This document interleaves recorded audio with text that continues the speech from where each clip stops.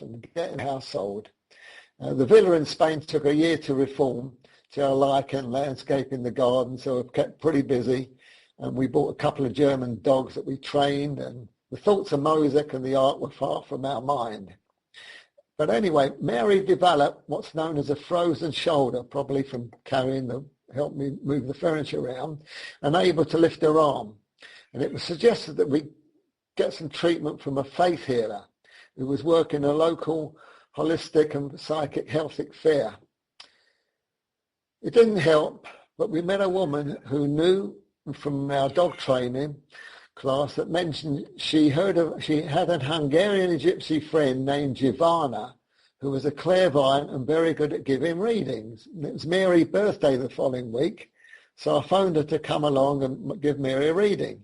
A frail-looking woman arrived and gave Mary a reading for half an hour, which did not make any sense, but charged us $50. So she did quite well at doing nothing. But as she was leaving, she said to me, "What about you having a reading?" And with a quizzical look on my eyes, I said, "No way." I thought, I'm not stupid enough to pay another. I've already dumped $50 into this. I've dumped $50. I'm not going to do any more. Anyhow, she must have read my mind, because she said, "I'm not charging you, don't worry, this is free." So I've got all right, that's a good price. I said, "Fine, yeah, well, the free's all right. I mean, no, I have two of them." Anyhow, the first thing she said was she saw numbers floating around me, and my thoughts flashed back to the day in Vegas when I had that dream. And she went on saying that I'm looking for something buried in the sands in Egypt. And this really startled me, because I hadn't told anybody in Spain about this was going on, or my automatic writing or anything. And then she told me, whatever you're looking for, you're going to find. So I just let her talk. I mean, this was quite interesting.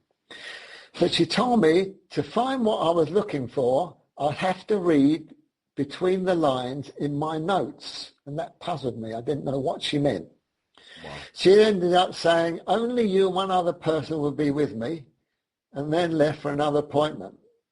It wasn't the first time I had clairvoyance reading. As before I was married, in England, I had some quite successful readings from other people. Maybe they're tuned into me and pick up what I've got. But apparently Giovanna was able to tune into me, and not my wife. Perhaps the pineal gland was in the right position for both of us, as you said. Yeah. Although she picked up some of the things from the automatic writing, but what she meant between the lines, I didn't know. But that night, around 3 a.m., I was unable to go back to sleep, thinking about what Giovanna said. And suddenly I knew what the lines were, so I got out of bed and went to the bookshelf where that same atlas I had with all the Chris's and the crosses on, which we did with mosaics, and between the lines would have meant the coordinates, because lines on a map are coordinates lines. Right. It was all beginning to make sense, but I still had plenty of work to complete around the house to do anything about it, except for reading the Exodus and making notes about the Ark, where I learned more about the Ark, reading the Bible and stuff like that there, because I knew nothing about it. Right. You had to do a month later, while listening to an English-speaking radio station, in fact, Mary was listening to it, there was a woman named Joyce Morgan was being interviewed, as she was a renowned psychic artist. And Mary said I should contact her, because she might be able to tell me more about this automatic writing. After contacting the radio station for a phone number, I immediately called her. Now, this is quite strange. I asked if she knew anything about automatic writing, and she stopped me by saying that she was expecting my call and that she had to see me. I thought, this is unusual. Naturally, I felt that this was a come-on. Yeah. In other words, she wanted money for reading. Yeah, they'd say, "Oh, I'm so glad you called. I've been waiting for your call. Come in and give me money." That's right, that's it. However, she went on to say that she had to help me and she's not going to charge me. Another one not charging me. Okay, take two of those. I asked where, yeah, 4 of those. I asked where she lived, and it was about 99 miles away, which was close to the airport. And now to us, 99 miles is quite a distance. I know over in America and Canada, 99 miles is nothing. People drive that to go to work. But in Spain, it's a long way. Anyhow, I thanked her and told her, I'm very busy, but it's a very long way to travel, Joyce. But I'll phone you whenever I've got to go and pick up friends and family at the airport. No, she says, you're coming tomorrow. I told her I couldn't, but she was so adamant, telling me that I'd be seeing her that soon. I apologised and I said to her, let me have your address and I'll give you a call, and I hung up. Anyway, a few minutes later, our insurance agent phoned me to tell me my car insurance policy that I'd ordered that morning was ready and it was being sent to me from head office. It would probably take a week to receive because the post over in Spain isn't that good. But I needed it urgently. The agent said if you really want to pick it up, then you'd have to come to the office, which is near the airport.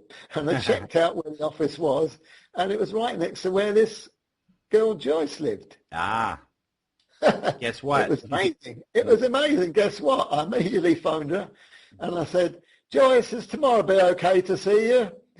I heard a chuckle, and she said, I told you you're coming to see me tomorrow. Well, she was good. Yeah. Okay, she and her husband enough of doubting her now. She was pretty good. Yep. She and her husband lived in a farmhouse, and they called it Serendipity, which was quite a good name for it, I believe, where she did her psychic gatherings and her husband Tom did alternate healing and medicine. And they also used their home to accommodate, free of charge, homeless people and feeding stray cats and dogs. They were really, really good people. Anyhow, after brewing us a cup of tea, she said she thought she'd give Mary a reading first, and I chatted to her husband Tom. She led her into another room. About 15 minutes later, Mary appeared clutching a sketch of a young woman wearing a Chinese dress who apparently had died, although Mary was not aware who she was, but Joyce said that she would know who the girl was when she got home. Okay. She also told Mary actually about her past. She was very good. I didn't ask her what there and then, but she told me she was good. Joyce, who nothing about me, then said, okay, let's come into another room. And I sat opposite her on a table, and she says that this recording has to be, what she's going to tell me has to be recorded. All right. And I said, why is that? Because she says, you're going to need this later on, and you're going to listen to it listen to it in detail. And after starting a tape recorder, she sat with her eyes closed for a few minutes meditating. Then she kept whispering the words, numbers, numbers, numbers. She then told me that she could visualize numbers floating around me. Again, like this other girl, the other psychic. Now let me guess. 3, 6, and 9. Correct. She says they were prominent numbers. I mean, these psychics, when they're good, they're damn good. Yep. She even named the district where I was born in London, which was Bow. I was a place in London called Bow, B-O-W, and she said, I could visualize a place you're living in with the letter B and sounded like Bow, Bow, Boo or something, and she named it. And she then told me where my grandparents came from. And what stunned me was she said, I've got an ill relative living alone in South America. I remember sitting there in awe and amazement because everything she said was correct. She was bang on. Yeah, she told me things that I did have an ill relative living in South America, and that was true. And my parents and my parent and everything else. But the thing that really shocked me was that she said, I have a close relative living in Hong Kong. But at the time I thought, well, that's a bit easy to say because my wife's from Chinese and she had plenty of relatives. I'd have plenty of relatives in Hong Kong. Yeah. But she says, no, it's not Mary's family. Someone close like your uncle or cousin. Then she paused, closed her eyes and blurted out, no, it's someone closer. And she just, off the pat of her head, she said, did you have a brother living in Hong Kong? I felt my legs giving away. I remember that. I started shivering. I told her that my brother is now living in Hong Kong as he just got posted as a teacher to the university. That girl was so accurate. It was unbelievable. Yeah, she was really, just 100% on. Yeah. I mean, some of these guys are good and some are bad. She went on with her eyes closed, telling me that she could visualize a man in a tent or a cave in the desert wearing ancient Arabic attire. So it's probably in Egypt, she says. And my heart's thumping when she says, "Are you looking for an Egyptian box?" I was puzzled. Wow. Sat there flabbergasted, unable to answer. I just sat there and she looked at me. And she said, "Oh, let me sketch what I'm visualizing." And she quickly drew what looked like the Ark of the Covenant described in Exodus. I've got that drawing. It's quite good. Anyhow, she then on and said, "I've got to draw your spirit guide because you don't know what he looks like." I says, "Fine." She hastily sketched a sketch which looked like a biblical character with long hair and a V-shaped beard. She thought his name began with the letter M, which sounded like the word Mrs. or Musis or Mussis or something like that. Okay. Again, she obviously knew it must have been this Mosek because she come up later with that word. Things were surely getting interested.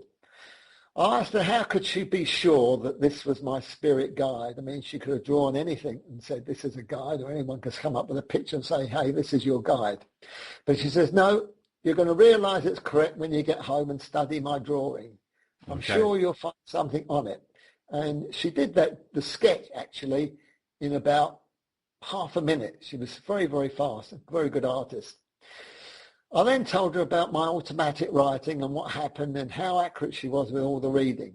But before she left, she said she's got to do a lot of work on me, and we visited many times and extremely good results come up.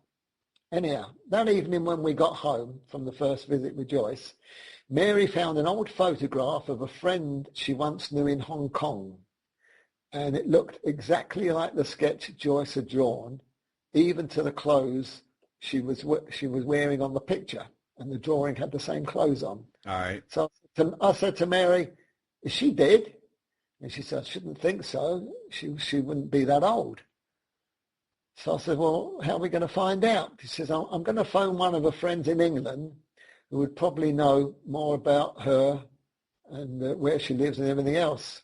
And we did that, and she came back to me with a white face, and she was shocked. She says, "Guess what?" She told me the girl died several years ago. Wow. That was really something. Okay, we then studied the drawing of my so-called spirit guide that we now believe is Mosek, and we noticed that in his right iris, on the actual iris of the eye on the sketch, there was a shape that looks like the Sinai Peninsula. And that's Sinai Peninsula is between Egypt and Israel, and that actually was where the Ark was built, and possibly where Moses was and with the Ark, I don't know. Right. Anyhow, we visited Joyce many times, and although she never been to Egypt, in fact she'd never been anywhere except Spain, she was able to draw a freestanding cave in an area of the desert where she said the Ark would be buried, and she come up with a drawing of a cave. And I mentioned to her that it's unusual because, most caves aren't freestanding. They're cut into a mountainside. Right. But she said, no, the cave was probably much larger thousands of years ago, and it would have deteriorated, and probably it was originally made out of limestone formation, and with the wind and the rain or whatever the weather conditions and everything else, it deteriorated, and it's now just a stump or blob there with a cave. Okay. But then I said, "Well, how am I going to find this cave?" She says, "Well, to find the cave, there's 5 landmarks you're going to find, and when you find those landmarks, you'll know